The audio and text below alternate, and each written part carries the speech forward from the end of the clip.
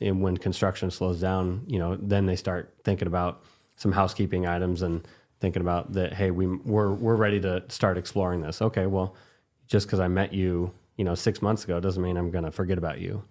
So I think it is very much like staying on top of and staying organized with your leads, your follow-up process, and how much energy you're giving to each and every, bucket, if you will. It's starting to sound like this sales position does require some skill. No skill required, no experience. No skill required. Yeah,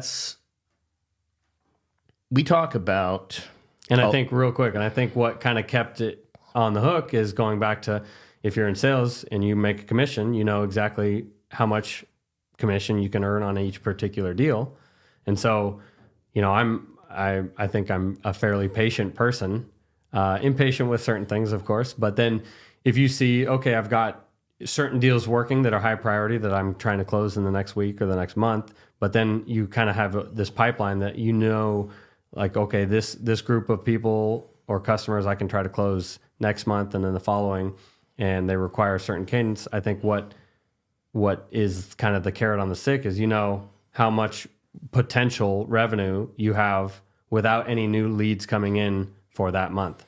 If you can do the follow-up and kind of make the stars align for those particular deals, you can say, oh, I've got a potential of X dollars sitting in my bucket because we've already started a conversation. So even with no new leads coming in, which is obviously a killer, sales needs leads.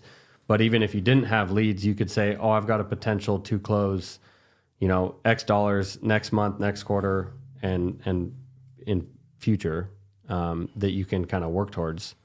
But again, if you get a no right away, great, get them out of there. Yeah, right. Well, they've made their decision. Right. I was impatient. A lot of salespeople are impatient, and you can smell it on them. Yep.